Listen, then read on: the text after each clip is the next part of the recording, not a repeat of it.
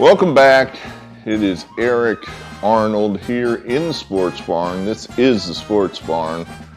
I occasionally, probably more than occasionally, shoot videos in the secondary studio. But this is our primary studio. This is why we call the channel what it is, because this is my studio. This is a barn. Built probably around 1900. Still standing. A good place where I can do my little thing without bothering my wife. So there we have that. Why am I here? I'm here to give you 2 free MLB picks for today, Monday, the, 26th.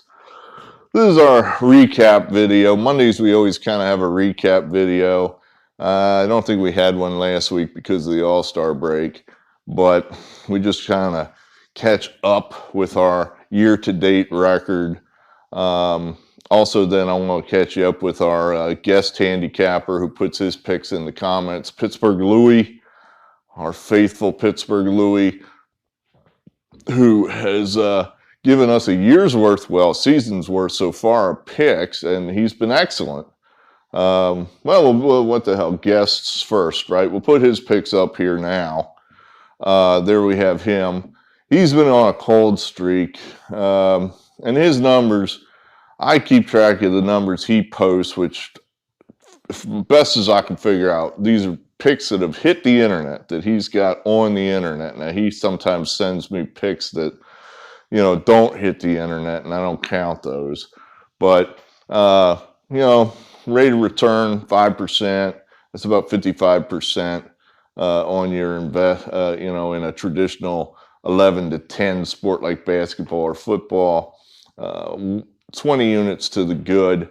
Certainly, even with the cold streak he's been on, he's still up there, you know, 55%. So winning. So way to go, Pittsburgh Louie. Appreciate his input and his contributions to the channel, certainly. My record so far, I've been doing well lately, even with that awful weekend where I was, you know, I blame myself. I blame myself. I should have not. I was in a rush and I put up some picks and they all sucked. And you know, but when we are back here in the comfort of the barn, we've been winning. Rate of return, you know, 53, 54%. Take that all day long, really. So we're happy with where we're at. We're hoping to keep it going. Well, let's see. I got some political thoughts here. Let's get into that, and then I'll give you some general baseball thoughts, and then we'll get to the picks. How's that sound? So you can fast forward if you don't want to hear my political thoughts here, but I'm thinking real hard about reactivating the politics barn. Really am. For those of you that aren't familiar with the history of the channel, generally speaking, it's all sports. It's all just handicapping sports. I like college football, pro football, college basketball, and baseball, not necessarily in that order.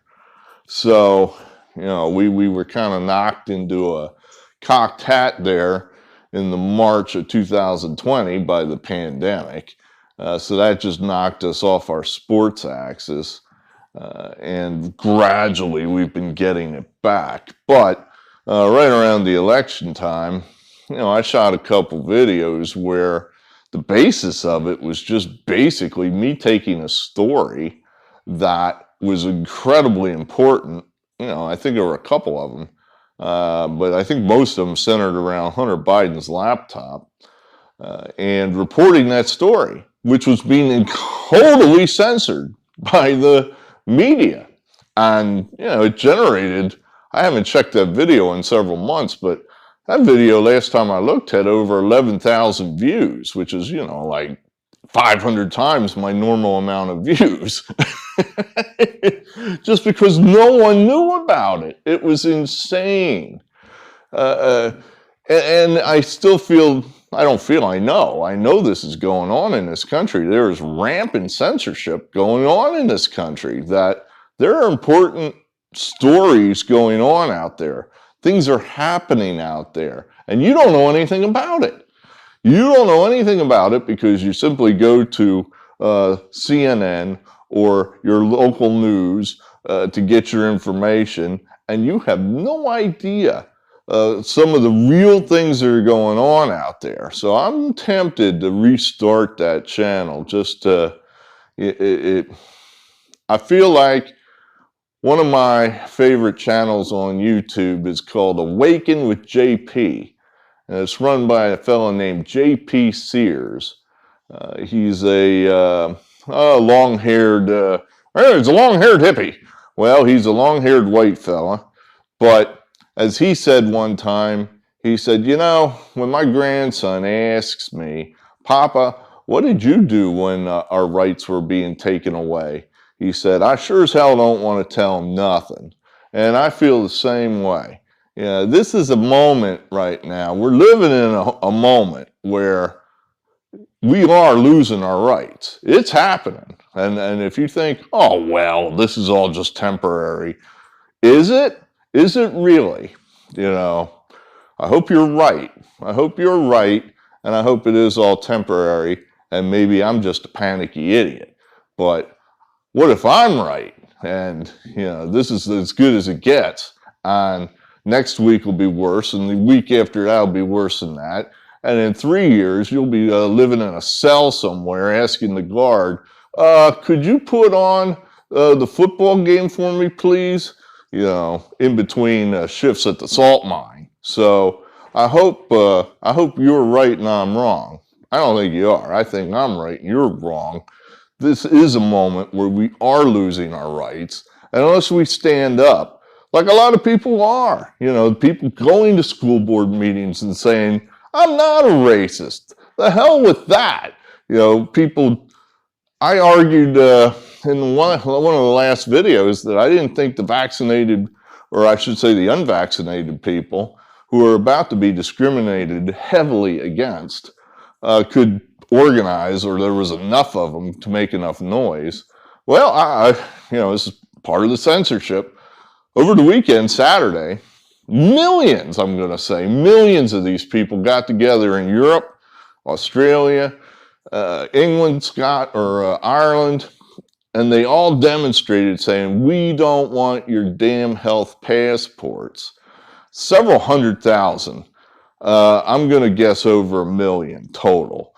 I thought that was pretty impressive. I also thought that it was hard to find any kind of news at all on that. You know, it was just news blackout by, you know, the elite news media. Just, we don't want to talk about that. Put those people aside. Doesn't matter. You know, several 100,000 people marching in the street ain't news? Holy shit. I mean, think about that. You know, what is news then? Exactly. You know, several 100,000 people marching in the streets not news? It sure as hell is news. The people in France, I guess, that seemed to be one of the hotbeds of the protests. Their government just apparently today, I think, passed the health passport through their whatever legislature they have there. So I guess that's now law in France that you can't get on a bus, you can't get on a plane, you can't go in a restaurant unless you get your papers, you get your health papers. I think that's awful. I mean, I think that's absolutely awful. I mean, what's next? You know, let's call it a spade here. There's really no hazard from these unvaccinated people. You know, this is the number I dug off of Worldometer. 250 people a day dying. That's what's here in the United States right now, according to Worldometer, which I think has been pretty accurate because all these states report their COVID numbers pretty much every day. So right now it's about how many are dying every day of COVID, 250, which is lower than it's been through any time throughout this whole damn thing. If you think, wow, that's a lot. Well, it's lower than it's been any time throughout this thing. The numbers I've heard is that about 2% of those people are vaccinated people. In other words, of the 250, 98% are unvaccinated people that are catching this. So if I'm vaccinated, and that's who's driving these goddamn health passports, the vaccinated people, about 5 vaccinated people a day here in the United States are getting killed, dying of COVID. And almost all those people are almost certainly over 50, just like the whole thing has always been, attacking the elderly, and the younger people are totally unaffected. So we're going to turn upside down 250 years of governmental precedence in this country for that? Are you kidding me? We're going to have papers. We used to joke, we still do, except it's rapidly becoming not funny. Papers, please. Papers, please. You know, of all these totalitarian European countries like Nazi Germany and the Soviet Union, where they would papers, please, as they control their own citizens. Well, that's where we're going, and we're doing it for that. You know, that's what we're doing it for. 5 people a day. 5 people a day. I just, you know, hence why I want to talk about it, because it's insane. It's crazy. It's absolutely nonsense and awful. It's just awful. It's, oh my God. It's frustrating is what it is. It's really frustrating watching this sort of thing. But, you know, we've ginned up such a level of fear over this virus. You got a better chance of probably getting hit by lightning, of getting killed in an escalator accident, of breaking your neck, falling down, than having this happen to you. You're vaccinated. Your chances of getting killed by this COVID are about nothing. 0. You've got almost no chance of it happening. You know, I can't say you have no chance, because you could be one of the lucky 5. But, you know, if you're under 50, your chances are probably nothing. But, oh well. You know, so this is why I'm thinking about restarting the politics barn, so I can rant about this stuff, which is important, damn it. It is important what's going on in this country right now. Right now. Some of the most important stuff that's ever happened in my lifetime is happening right now. So we'll see if I have enough time. All right, let's talk baseball. So, like I keep saying, I think we're at the point in the season now where, you know, we're into the last 40% of the season. I think we should be looking for teams we think that can make noise in the playoffs. And those are the ones that are going to separate from the also rans. So I think right now, you know, it seems obvious, but what does it mean? You know, I think that means we might pay up a little bit for some favorites now, that the teams that are the cream of the league, this is when they're going to start playing hard baseball. No more goofing around, no more taking days off. The best teams are going to start, you know, winning 8 out of 10 games. They're going to start stringing them.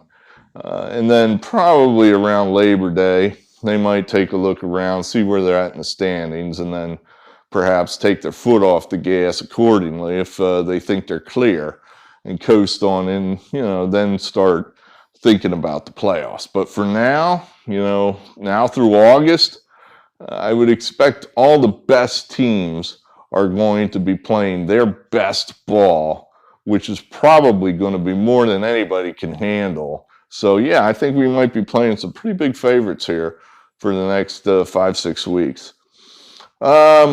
Teams to look at, you know, I think the Nationals are dead.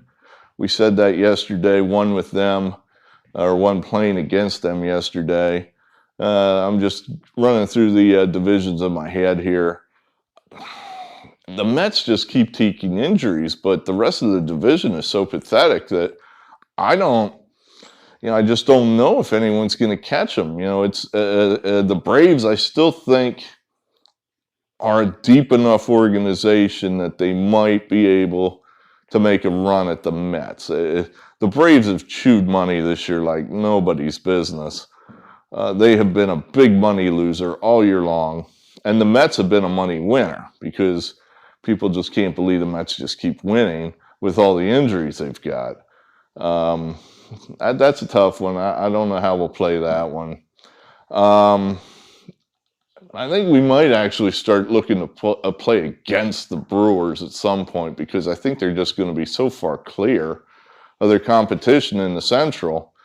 Unless the Reds or the Cardinals put a run together at them, those guys are clean. They're gone. They're out of there. They're the winner. The Cubs are dead. So I don't know. Out west, I think you got to be looking to play the Giants, Dodgers, and Padres. All of them. They've all got to play hard, because you got three excellent teams there, and one of them is going to get that bye, and the other two are going to end up playing each other in the game of death, that one game wild card. So all three are going to have to play hard, and they're all excellent teams. So, we're looking to lay some pretty big numbers here. But I think it probably is going to be worth it, because I think we're going to get really good baseball out of all three of those. The East, same thinking goes for the Rays and Red Sox. There you got two excellent teams that are going to have to play hard to get that number one seed, to be assured you're not in that one game of death. The White Sox, same deal there with them as opposed to the Brewers. I think they're going to coast. They are pretty clear. The Indians, maybe, they might string. They got to get some people healthy. Got to get some of their top line pitchers back, and they just haven't done it yet. So right now, the White Sox, we're not too excited about playing them. The Astros, we're going to play them for a while, but I think at some point soon, they are going to be so far gone of the A's that they'll look back and go, okay, time to just kind of take it easy. But the Astros, to me, it looks to me like it's the Astros and Rays. That looks like the two best teams in the American League to me. So what do we have here for you today? Two picks. We got two picks, and I'm trying to remember. I got one. I'm trying to remember the model went nuts for this Blue Jays game. It really thinks the Blue Jays are going to win this game, and at a price. So we made it a top pick. This guy Hatch, he is a younger pitcher. I guess last year was his first season. He pitched pretty well. Then I guess he had an elbow injury. But for like the last, 6 weeks, he's been pitching for the AAA team, and he's been doing well. They've got him stretched out where he can go 3, 4, maybe 5 innings, and then they're going to bring the bullpen in. But his ERA has been, under 3 down there in AAA. So we're going to rate him as he's just as good as Pivetta for the Red Sox, maybe even a little better. The Red Sox bullpen's better than the Blue Jays. But lineups are probably pretty similar. I think we're getting extreme value here at plus 130. So top play there with the Blue Jays. And then we do like the Astros. Again, this is an example of we're going to start laying some numbers here. We've had some good success this weekend playing the Mariners over the A's. Perhaps got a little lucky in that, you win 2 one-run games. Some of that can go either way. We got them both. But I think now the Mariners, this is, like Casey Stengel said, you can look this up.